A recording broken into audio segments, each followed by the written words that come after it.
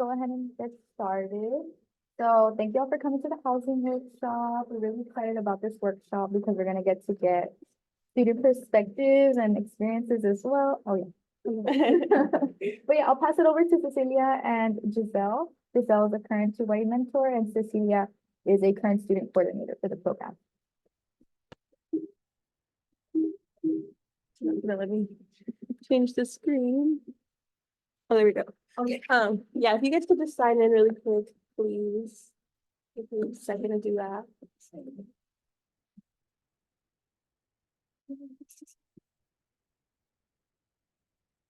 Okay. Did everybody get that? Yeah. All right. So yeah, Leslie introduced us a little bit, but my name is Cecilia and I'm one of the student coordinators for the program this year. And then my name is Gisselle. I'm a current third year and I'm a current TYE mentor. So today we're doing the housing workshop, and this is just kind of an overview of what we're going to be doing. So we're going to be doing intros. The rest of the points are a little bit of like a summary of what we're doing. So we're going to be doing like ask yourself, brainstorming. We're going to talk a little bit about our personal experiences, and then we're going to give you guys a little bit of tips and like do's and don'ts. And then at the very end, we're going to have some resources for you guys. And hopefully those are helpful in finding housing. So yeah, this is me. I'm currently a fourth year. I'm in ERC college. My major is psychology and my hometown is Palm Springs. I've like been through the program, so I know a little bit about like the struggles, and I'm already on my way out. So I've also struggled with housing my second year. After my second year, finding that off campus. So yeah. Okay, and then this is me. I'm Gisselle. I'm a current third year. I'm a Warren student and my hometown is in Santa Ana. That's in Orange County. I was born and raised there. And I have gone through the experience as well, going off campus. So it's my first year living fully off campus. And I just wanted to share some tips and my experience with you guys.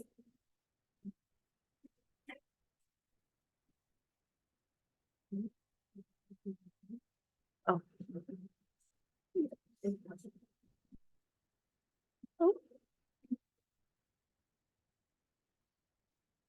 So yeah, this is like the first kind of slide that we have. So these are like some main points that like we would want you guys to consider in terms of when you're finding housing. So the first one is commute time. So think about like how far you're willing to drive, how like your commute is gonna look in terms of, do you have a car? Will you be like walking? Will you be taking a bike? Will you be taking the bus? Just different things like that. Transportation, the trolley too. Another thing to ask yourself is roommates. So like how many roommates would you like to live with? Are you looking for like sharing a room? Are you not going to share a room? Would you like a single, double? Like what's your ideal situation look like in terms of that? And also like, what does your perfect roommate look like if you are going to share a room? So you have to talk to them about like what they like to do, like how compatible you guys are you guys having the same like schedules in terms of waking up early, going to sleep late, things like that. And also budget is a really big one. So what is your budget? How much are you willing to pay? Do you have a little bit of like wiggle room in terms of like, oh, ideally you want to pay less, but you can pay up to this amount. So just kind of seeing price range as well. Other important factors that we would like you guys to consider or ask yourself are what information do I need to gather? In most cases, you will have to be applying, whether that is having a cosigner as a parent or a guardian, or if not, then do I have the income? You know, am I working a part-time job? Is that enough to have my proof of income? Typically, it's 2 to 3 times as much as a rent. So you have to prove like 6,000, 7,000 sometimes in the cases. And also just what type of housing. So you could be in a house. Do I want an apartment? Do I just want to rent a single room with strangers? So in those cases, students do end up doing that as well. Whatever is cheaper, whatever opportunity presents itself, as well as amenities. Like, again, like Cecilia said, do I want a single? Do I want a double? And really think about those things and all the factors that come with it, as well as what is my income, like I said. And yeah.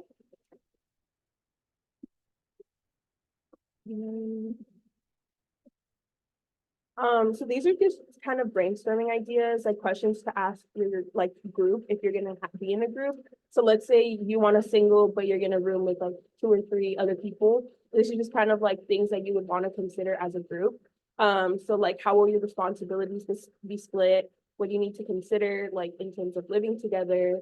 What do you all agree is needed? Like, are you going to be buying furniture together? Are you going to be buying kitchen stuff together? Like, is someone bringing one thing and someone bringing something else? What are rules that you would like to set? Like, making sure that you're setting the rules before you moving in and you have like clear expectations of each other. And then how will you deal with conflict or issues? So making sure that you guys are able to communicate and resolve those issues so that it doesn't become a big thing. And like Cecilia said, the brainstorming part of the whole housing journey that you will have is really important because you want to make sure you're on the same page to avoid conflicts later on down the road. In that way, you know, while somebody's in class or somebody's really busy working, the other person could be making calls to the agents or the apartment complexes and setting up your tour times. I suggest even a 1-2 meet as well, you know, is good because you could be put on the spot on a phone call. As to when you can go and see the homes or the apartments. And those are just some questions on the board and the sticky notes that you can possibly ask me and stuff. Yeah, so just to kind of go over them, it's like who's gonna be making phone calls, who's gonna be doing tours, is there gonna be like one person like having a set of questions for you guys to ask instead of like everybody has their own questions and then it's also kind of confusing for like the landlord or the leasing agent. So it's better to be organized and like one person kind of have everything ready. Taking pictures or like measurements. So if you're gonna be sharing a room, will both of your guys' bed fit? Like, is that gonna work? What is like the parking situation look like? So again, if you're taking a car, are you gonna pay for parking? Is it street parking? Do you have a garage? Is it like you have to park far away and then like walk or things like that? Yeah. And then also, do you have any pets? I know you can get around the pet fee like with an ESA animal as well. And yeah, you would like to make sure you know that because you might have neighbors that have pets, you know, like you care about the noise level and everything like that. Or once you secure housing, who will be purchasing the furniture? Do you want to split it evenly? I know many times many of us are living or being together with friends, and I think it's important to acknowledge that once you move in, you become your roommate as well, and you can have different living habits. And you could be okay with splitting, let's say, like buying a dining table, but then what about when you move out? Like, who's going to keep it? You both get 50-50. So those are things to consider as well.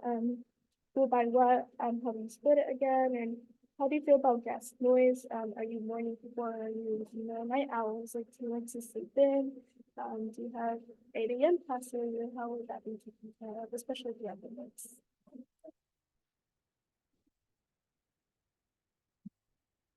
So then I'm going to talk a little bit about my personal experience with housing. So I've been living off campus for 2 years now. And so during the end of my second year is when I started to begin looking for housing. And me personally, I wanted to rent just a room, a master bedroom, if that was possible because of my budget. So I kind of looked at like housing prices and I looked at like singles or doubles. And at the moment, like what I wanted to or like what I could afford was a double. And so I started to look for a house that already had people in it. And it was kind of scary because it was going to be strangers because I didn't have like a big group to take over an entire lease. So I started looking for the master bedroom. And like I said, I didn't mind if it was shared as long as it was spacious enough for my roommate and I to fit and like live comfortably. And then so for move-in dates, I started looking at the end of April. So it was like around this time when I started to look. And it does take a little while because you're not always going to find what you want on the first like time that you go. And so I ended up securing something at the end of May, early June, and my move-in was going to be at the end of June. So like the beginning of July, right after summer. And so it meant that I had to be deposit and first month ready by that time. So in the time that I started looking and a little bit before, I started to save up money and I started to like put it aside for rent because I knew how expensive it was going to be. And for me, who I moved in with, it was like my really good friend. We've lived together before and like I've known her for years. Like I knew her living habits. So I wasn't really worried about having to share a room or having to live with her because I knew that like we had good communication and we had like similar styles in terms of like staying up, you know, falling asleep, things like that. And we also didn't mind like sharing the space. So yeah, just make sure that you like know who you're gonna move in with. And for me personally, like I said, I was looking for a while and we toured a couple of different places. And each time we toured, we had our questions. And then we also like didn't meet everybody at that house until like after. So we went for the first time, we saw the space and we really liked it. So then we scheduled a meeting with everybody else who was living in the house. And I think we were there for like an hour and a half, almost 2 hours, literally just sitting, talking, like, oh, like, who are you? Like, what do you like to do? What do you do in your free time? You know, it was kind of weird because you're like getting to know strangers in my case. And then we kind of like vibed with them. So then from there, we went forward and we're like, okay, yeah, like if it's open, like we'd like to move in. And I feel like we got really lucky with like our roommates. We haven't had a lot of like roommate situations where it's like we don't get along. And we've also gone through like a couple of people already in terms of like I sit in this house, this is gonna be my second year, but someone moved out after the first year because they had already graduated. It wasn't like conflict. It was just like it was their time to move on and they wanted a bigger space. So that was fine. Tips, set ground rules and expectations, be able to communicate, constantly be looking on different websites, different apps, like download them. There's like different apps that you can download and turn on the notifications, like when a new listing that is like something that you would want to like look for, because sometimes they have rooms, houses, things like that, and they can give you notifications like, oh, new house was posted, like check this out, kind of thing. Make sure to budget and save. That's a really big one, especially if like you're gonna be doing it on your own, or if you have the support from your parents or whatever. Like make sure that you guys are communicating that and how much you're gonna need to save. And keep your options open. Like sometimes you have like a set expectation in mind, or like you have a set like vision of what you want, but sometimes it's not always gonna look like that. So be open to like different things. And then one quick thing that I did forget on the slide, but I did sublease over the summer. So are you guys familiar with subleasing? A little bit? Yeah. So when you sublease, it's because like you're on the lease, you're like the official person on the lease. But for that particular summer, I wasn't gonna be here for July and August. So I didn't want to pay rent if I wasn't gonna be living there. So what I did was I found someone who needed temporary housing for July and August, and I made a separate lease with them.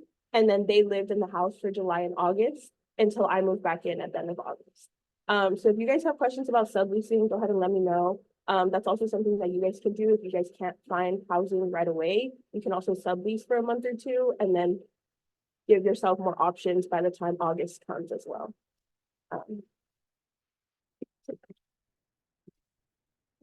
A little bit about my experience looking for housing. Again, like Cecilia said, keep an open mind. I was one of those people who had a set goal. At first, I was supposed to be living with two other girls, and we were gonna try to find a 3-bedroom, 3-bath, or 2-bath apartment because we all really wanted singles. So again, like also looking or taking into account your wants and needs, because of the budget and all these factors, but for the type of housing that I did end up living at and I'm currently living in is a 2-bed, 2-bath apartment. It is around 10 to 15 minutes from campus, so just off the highway. It's really close to the 5, the 52, the 805 too, I believe.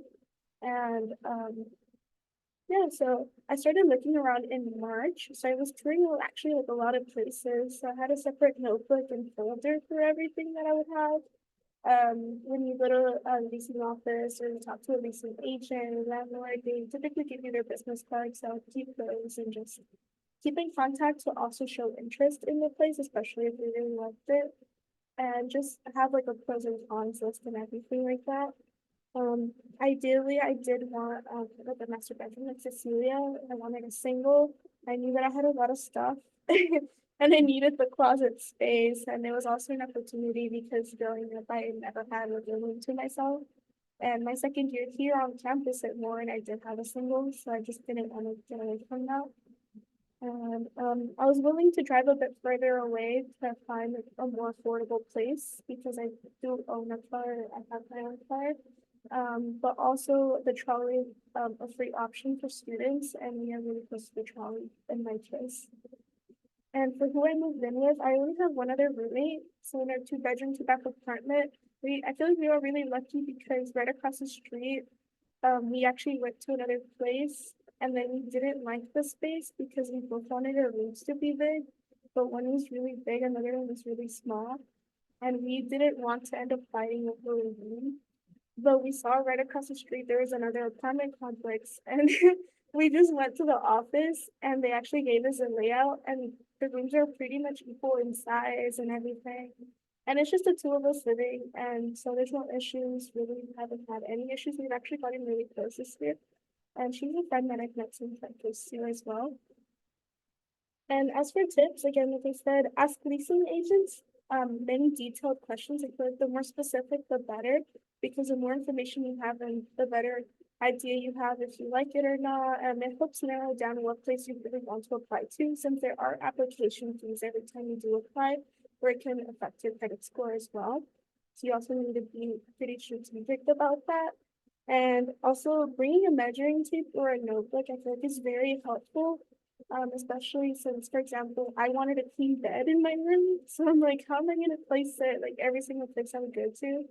And I would just go and measure it, or like, can I buy this extra? Or can I buy these nightstands and just stuff like that? Like especially when you're touring a place for the first time, then like your closet space if you want to put a dresser inside that you already own. Just staying organized and again saving the flyers, handouts, or business cards. I actually have a handout from one of the apartment complexes that I found in my notebook the other day. It's from La Mesa, but I can pass it around and you guys can see an example of it. This is an example of one of apartment complexes you guys can go to, or what they would typically give you. So you guys can see what they ask for as well. And also another tip I would say is sometimes I would stop and ask residents for their experience. I know it can be scary, and sometimes they're on their way out, or sometimes they're just walking their dog. But just being nice about it and approaching them in a friendly manner, I feel like they're very eager to let you know if they really love where they live. I've had really friendly experiences, especially since there's like Google reviews for apartments or homes, and there could be like, oh, there's like rats in this place. Or, oh, there's break-ins, like my car got broken into. And just asking the actual residents those questions instead of the leasing agents, you'll get a more genuine answer. And that can also help you decide where you want to apply or where you want to live. And also, like I mentioned a little earlier, if you aren't using a cosigner, start thinking about building credit or saving your pay stubs, just thinking about filing that into a Google folder on your computers, just so it's easy access when we do ask you for that information. Yeah, really quickly. Giselle reminding me, I didn't mention what I moved into. So I ended up moving into a townhouse. And it's a 3-bedroom, and I do have 3 other roommates. So there's 2 doubles and a single. So you also have to be aware if like you're willing to live with that many people, or if you would like to keep it to less people. Like I mentioned previously, I've been living with 4 of them for almost 2 years now. And like there's been no conflict, and I feel like we get along really well because we all like to be in like shared spaces. We're always in the living room and the dining room, like always like asking each other how our days are, like able to communicate. But sometimes that doesn't always work. Sometimes you don't want to be living with that many people because you would prefer for it to be more quiet or things like that. So also things to consider. And also for my lease, I didn't have to have a cosigner because I did take over someone's lease.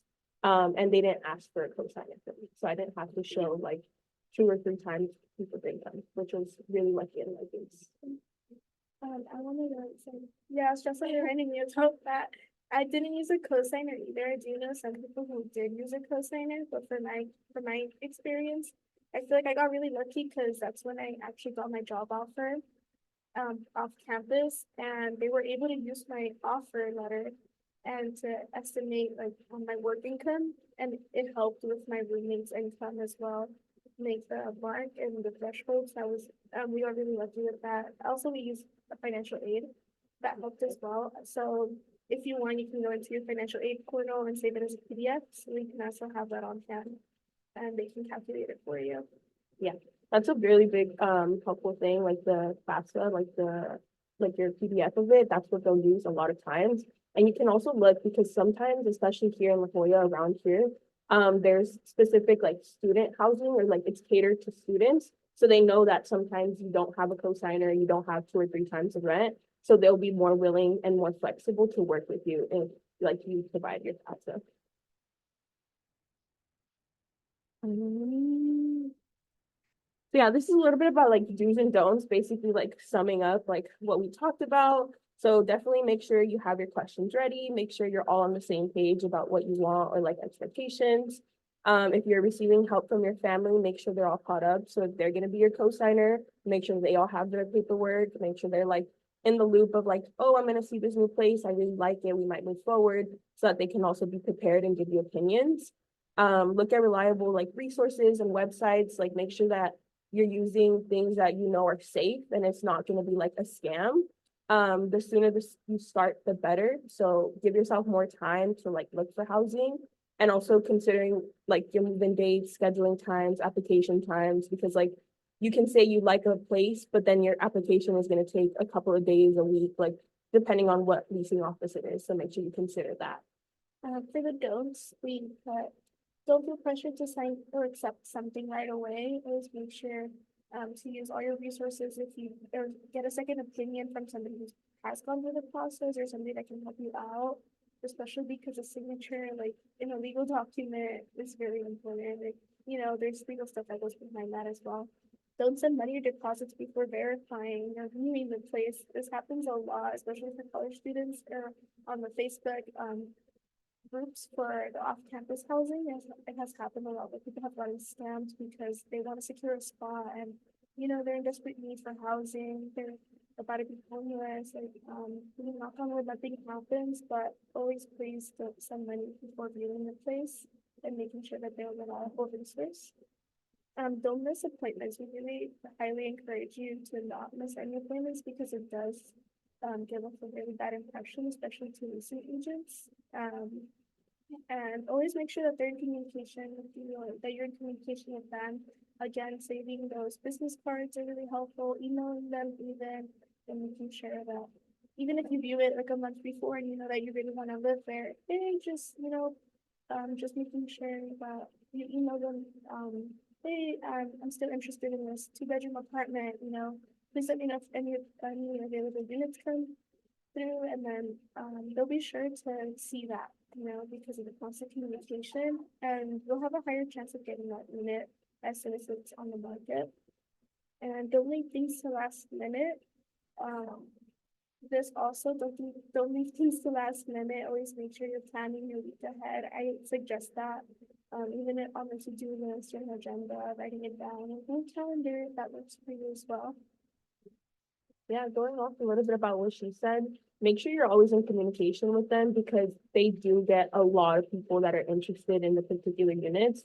Or like if you happen to message someone on like a Facebook group or anything like that, like there's gonna be a lot of people texting them. So if you're like keeping up with them, make sure you're communicating with them. It brings it to the top and it shows that you're actually interested. Because sometimes they're like, oh, well, they're not interested if they don't like continue to like ask me about it, or like if they don't really want to see it, they're not gonna ask. So yeah, just making sure you do that.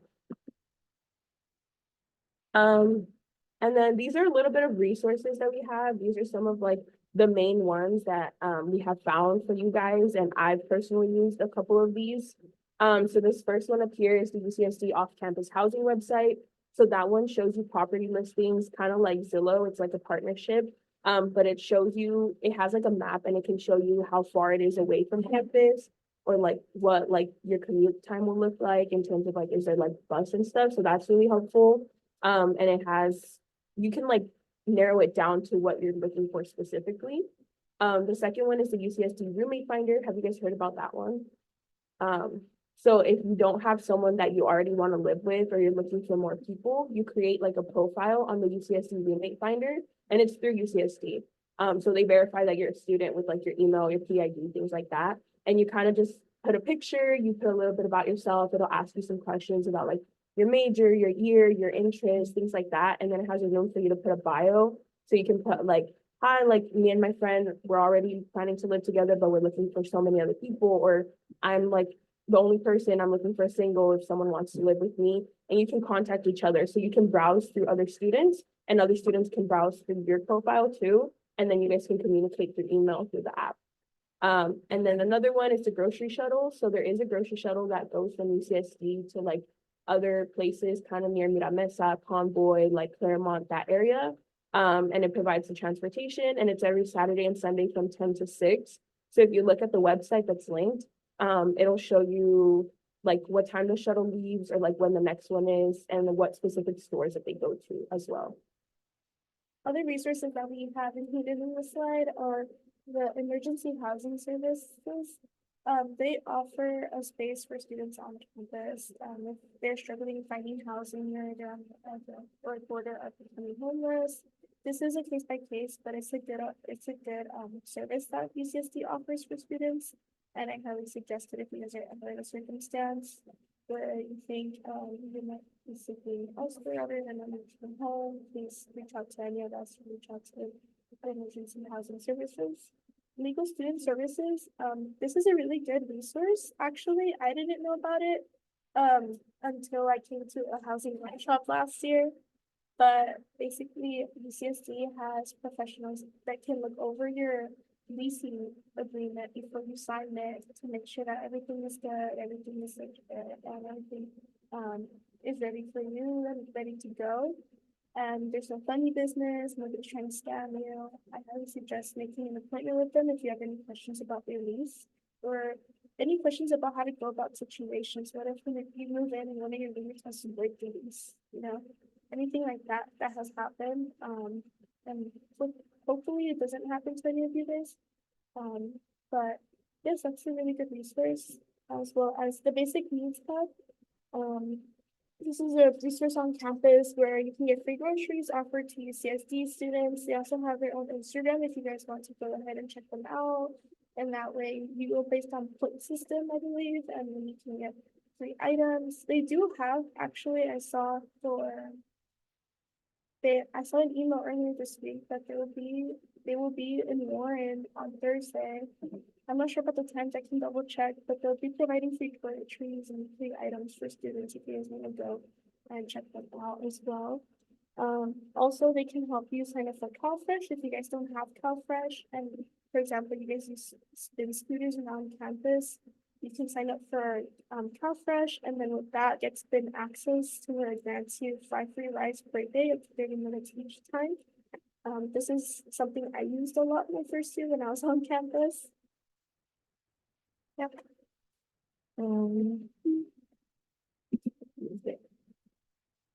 So yeah, that's pretty much all of the presentation. We were just wondering if you guys had any questions, anything that we could clarify, anything you wanted to ask us and we can like tell you more about. I'll pass this around too. Yeah.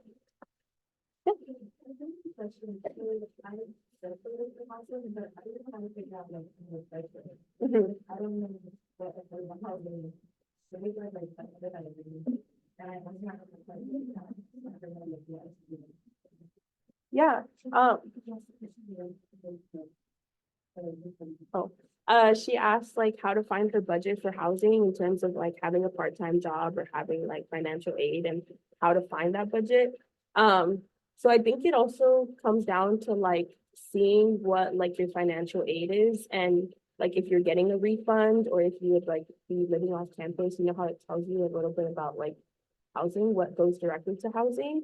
That's kind of what you would get as like a refund if you do get refunds, if you don't have to like pay for housing, FAFSA will give you that money back. So you'll have that additional stuff or that additional income for it.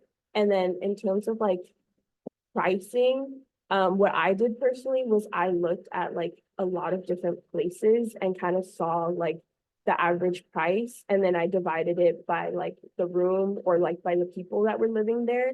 And that kind of gave me an idea of like what I was going to be paying. Yeah, kind of what Ms. Cecilia said, finding and looking around the area that you want to live in. I know here in La Jolla it's more expensive, especially if you do want a single. Some people pay upwards of 1,700, and that's already extremely expensive. So if somebody offers you a single, let's say like, Mission Valley, that's like 20 minutes away, 15 minutes away, and it's 1,700, you might as well live here in La Jolla. That's much closer to campus. So having those enrichment costs, I believe, is also important. For me, I believe because the average typically people were paying for a single around here, like 1,500. I didn't want to surpass that, or I didn't want to surpass 1,400. But I also wanted to live comfortably, so that's why I'm like, okay, I have to up my budget a little bit. The same thing for financial aid. That's a really tricky part where nobody really knows how much they're gonna get refunded. I did go to the drop-in advising hours for financial aid and I kind of had them calculate it. I do have like a zero um expected contribution, not family contribution, and I do get my refund and that helps cover all of our for the quarter. So hopefully that's like a good thing or a good insight as to what it might look like if you do have that zero expected family contribution. Yeah. I think another thing that I did was really look at my expenses. So I looked at like, I have a car and I pay gas like every 2 weeks and I know the certain amount that I pay. So I kind of wrote down like a list of like, okay, I have my gas to pay for. I have like my personal expenses, like what am I gonna use for like when I go out to eat? What am I gonna use in terms of like my hair care and like personal hygiene, things like that.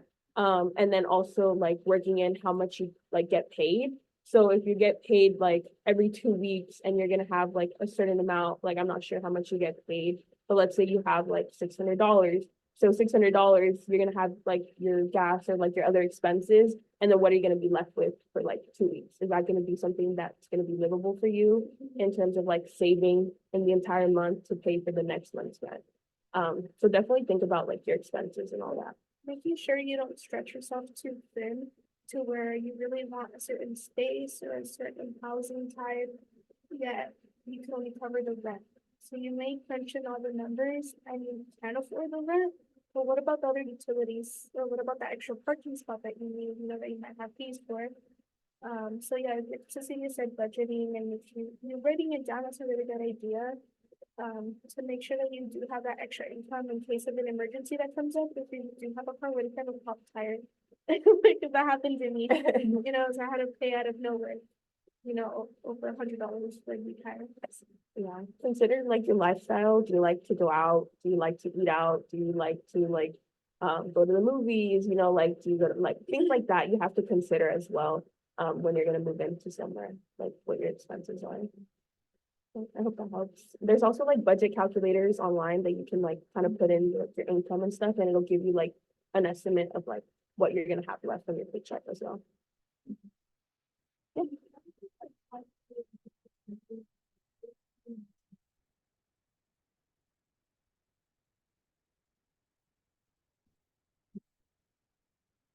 Yeah, so that goes, oh, how do you calculate like how much you're gonna split the rent in terms of like if it's a double and a single?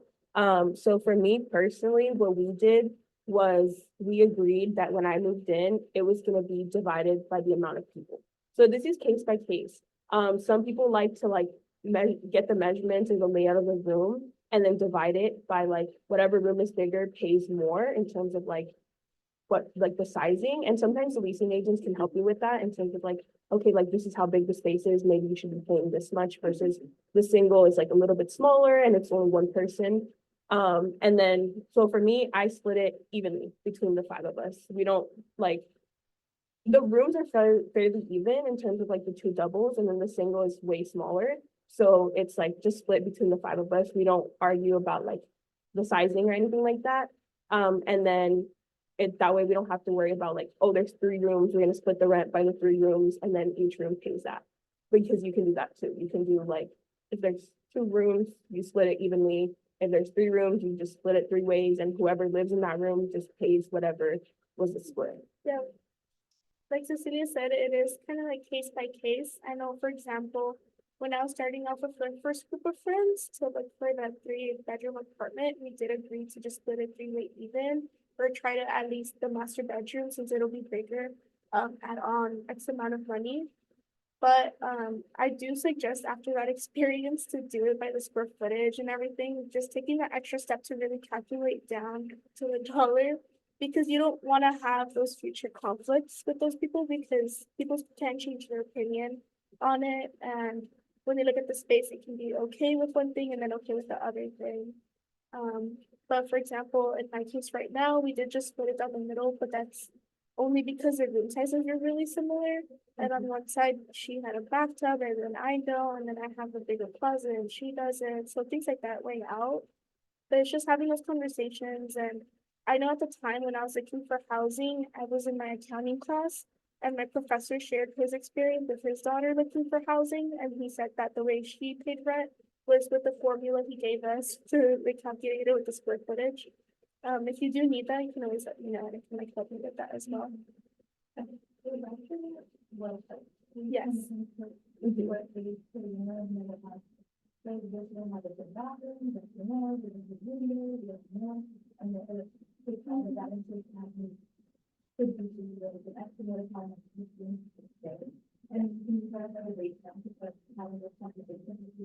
It'll be more fair that way, I think, so.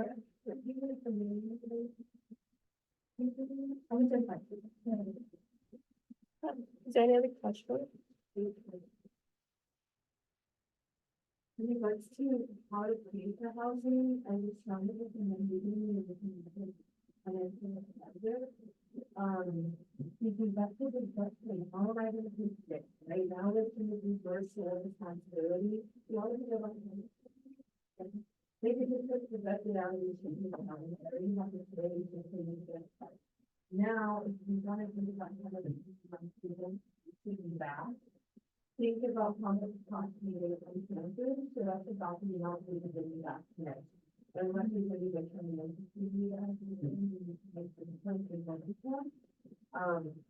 but when you get that refund at the beginning of the year, for the things that you don't touch it, when you get pushed to the base, when you get anything, because I made a great mistake of not just I used some of the money to have inside, and then if we have to connect, I need to do that.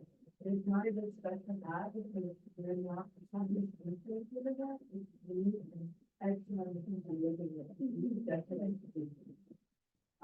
So one of the things we're really respond to the people is that we know are gonna follow through what they said. And we don't go to the plan, we can have them doing action and then to be adopted. It is more responsibility. A big thing going off of that is making sure that who you're moving in with has that like job or has that financial aid or has their parents' support, because you don't want to go into it just trusting them blindly that they're just gonna like be able to pay rent, because sometimes that's not the case. And then you're stuck with the responsibility because you're on that lease. So you don't want to have to like make up for their responsibility. Another thing to consider is how you're going to be paying. So there's like different things. I'm personally at a private landlord and she wants checks. So I have to send a check in the mail a couple days, like a week in advance. And then that's how we send it. And like all my roommates send the money to me versus like, I don't know about your experience, but there's like websites where like if a certain like leasing agent has like the website or like for that leasing, like the place, you can just log in directly and pay it with like your credit card or debit card, whatever, like on the website. Sometimes every person has a separate account, so each person is responsible for paying their part on the website. So it just depends on that. And then also for utilities, like you have to consider, are utilities included or is it going to be a separate charge? And because I did like take over the utilities, I have an account with like Spectrum for our Wi-Fi, so I had to set that up myself. I had to set it up for them to come. And then for San Diego Gas and Electric, I also had to set up that account. Like my information is on the account. I'm like, I guess like the owner of the house at the moment in terms of like the account. So I also have it like directly taken out from my account. And then I have to charge my roommates every month whenever they take it out of my account. And just making sure they're going to be like responsible enough to be sending you, and you don't have to like be bugging them like, hey, send me utilities, hey, send me the rent. Like it's also really annoying and like inconvenience, I guess. But you also have to consider that, like, are you gonna be doing it all on your own for like if it's a private house, or usually when it's under like an apartment complex or whatever, you just have like the website and it kind of does it for you. Yeah, for me, we paid through a website. It's called ClickPay. And that way my roommate and I have our separate accounts so we can look at our rent and we can see when the last payment was made. So we just go in there and before the first or on the first, we just do our payment. And then within 1 to 3 business days, it'll generate to zero or have the next month's rent ready for us to pay whenever we'd like.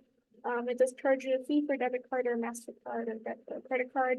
Or you can do an ACH, which is like an e-check, and you just put in your account number and your routing number, and it would just charge you like a 50-cent fee or whatever fee it charges you from the specific website you use. For utilities, my roommate was in charge of the Wi-Fi, and I believe SDG&E, so she's under those. So she just sent me a screenshot and we log it into a Google spreadsheet that I made or an Excel sheet. So I did all the formulas and everything, and then we have it broken down because we have a budget. Since I had a friend living with us in the summer and they paid rent. And that money, we just set it aside to use for our utilities. So we technically haven't paid for our utilities. And that way we can both benefit from that use of that extra income that we had.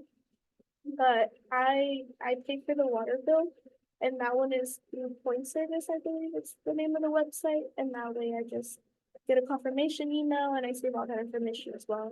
I just tell everything, like, hey, the water bill is paid, and do my rent and stuff. Yeah, and also another thing to consider, if it's only 2 people, it's pretty even, you just split it. For me, it's 5 people and we don't do like, oh, well, I wasn't really home this week, so like, I'm not gonna pay rent for, or like, not rent, utilities for that week, because I didn't use like the gas, electric. It's like, it's evenly split through the 5 of us, whether you're there or not, like, it's gonna be split. And just so they know and they have that expectation and they're not gonna think that they can get away with like, oh, well, I wasn't here for 2 weeks of the month. I didn't like use the utilities. I didn't use like the Wi-Fi. Like I don't have to pay.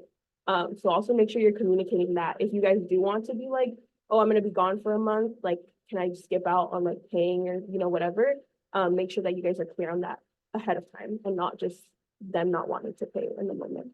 I think also another tip I have that I just remembered, my roommate set us up for SDG&E to get like 30% off our bill because we have EBT. So she took care of that and she just called in and they just had her send us proof that we have EBT. And then that way, yeah, we get 30% off from being students and having EBT. So that's another way to save. Yeah, I also get that for SDG&E and Spectrum. Spectrum, California has like a Wi-Fi program for like low income or people who are on like programs like that. And it can be other things other than EBT, but EBT is the easiest one. And then it doesn't have to be like the person on the account. It can be anyone in the household as long as they're like at that address. And so that's how we also get a discount on Wi-Fi and gas and electric.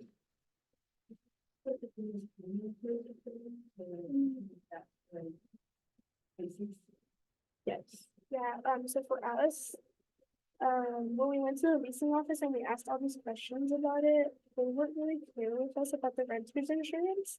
So we kind of had a surprise like at our door the first day we moved in. And it created a conflict just because they were like, you guys need to have this renter's insurance by this day. But my roommate has a family friend who is a part of the Mercury insurance. And he helped us get a discount. He just put us under the account with her family, but just switched it over to our recovery. And that way, we were able to be secured with renters insurance. But I know that apartment complexes sometimes do offer their own renters insurance, so asking for that information is always helpful. And now you can compare fees between places that you're looking at and see what's better for your budget, or see if you're gonna split it evenly with a roommate or multiple roommates as well. Yeah.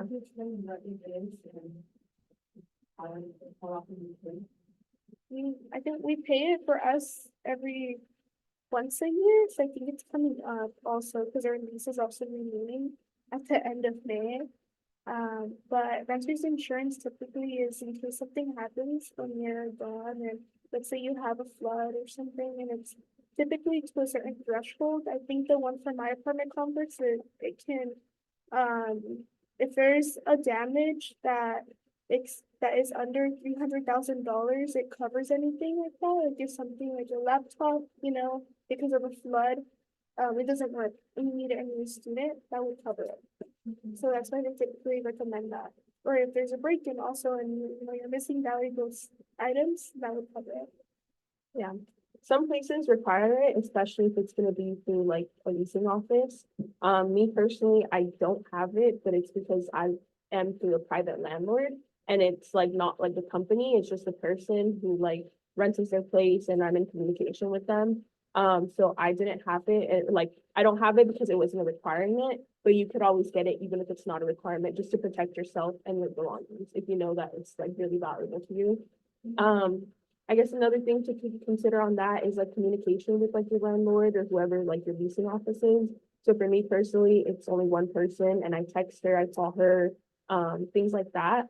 Versus like if it's like a leasing office, you have a physical space that you can go to and ask questions, or you can always have their number, their email. My landlord doesn't live here in San Diego, so I do only have communication with her through text or through phone call versus like I can't see her in person if there's like an issue.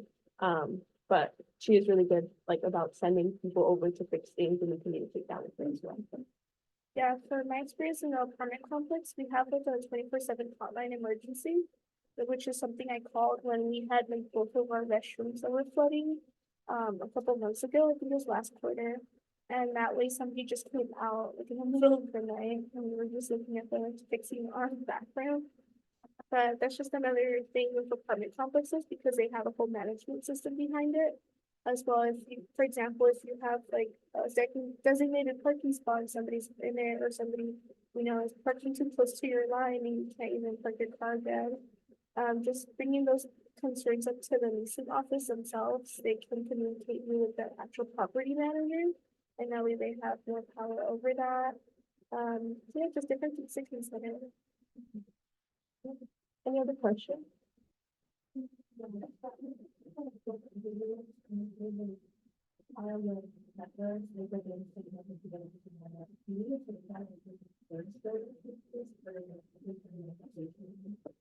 So that's usually once you send in the application. You can have it with you just in case you do really like the place and you would like to fill out the application then and there. It's always good to have it. So you're like, oh, like I can't fill this out right now. Like I have to go get all this paperwork.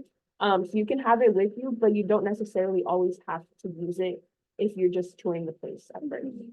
Yeah, it's more when you're gonna submit the actual Yeah, application. especially since like again, there's application fees. Yeah. And that way you do want to communicate with other people in your party that you want to room with, or you want to have rooms, just dividing that number amount so then it's more equal and you're not paying for the fee yourself as well.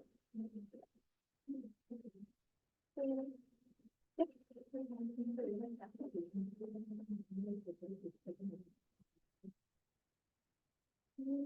For me, in my case, because one of the girls I was gonna live with, she did take that into account because she mentioned how since we were gonna use our own income, it was gonna affect their credit score.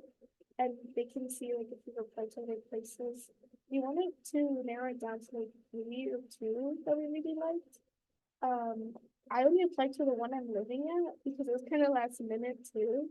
But we really liked the place and we knew that vacancy wasn't that large of a number. It was typically 5 to 0% or 0 to 5%. And I do know that when you're looking, you can, for example, you can start looking in March like I did.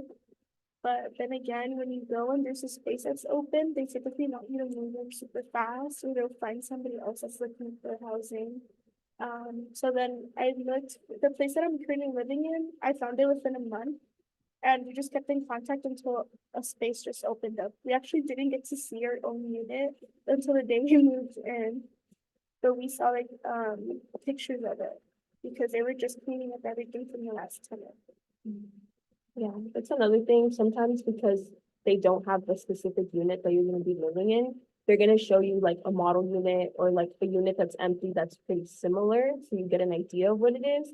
But once you actually get your unit like to sell, sometimes you don't actually see the one that you're moving into. Unless there's like pictures or like a virtual tour kind of thing. Because we didn't get to see our unit before we moved in, but we saw pictures of what it could look like from the inside. Our apartment complex gave us a paper copy with one of those yellow papers that traces what you're writing on, so you have your own copy. We had like a move-in checklist. And that way they have a copy and we have a copy of the state of the apartment when we moved in. So we just did a thorough inspection and we took pictures of stuff. That's another big tip. When you first move in, make sure you're checking everything. Make sure you're checking bathrooms, showers, like water pressure. You're checking if there's like a stain in the carpet, like make sure you take a picture that documents like the date so that they know that it wasn't you or like, things like that. So that when it comes to ending your lease and getting your deposit back, they don't like use that as an excuse to take some of your deposit away from you.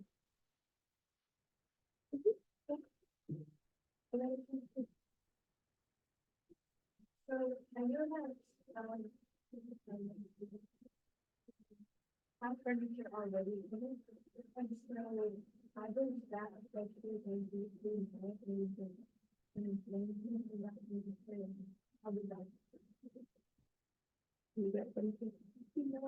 I didn't get furniture either. I brought my own stuff, but I do know that typically when an apartment comes furnished, it is a little bit more expensive. I'm not sure in terms of like insurance or like what like the liability is for those like furnitures, but sometimes it is more expensive because they're providing it. I would imagine that there'd be like high fees in Mhm. case property does get damaged. But typically, a home comes unfurnished. Yeah. And that's another reason why, like, here at school, you're living on campus, it's nice because you're provided a bed, you're provided a desk. And then just taking into account like what size bed I want, my room is really important. And that's why I really recommend getting a measuring tape and having those dimensions.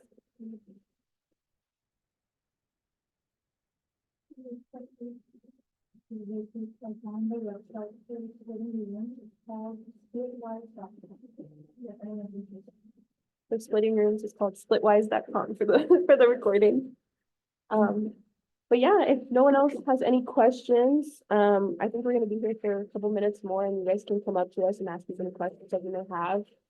Thank you so much for coming. And then if you guys would like to like ask us any questions or stay in contact, you can come ask for like our email or anything like that. Thank you. Thank you for coming, guys.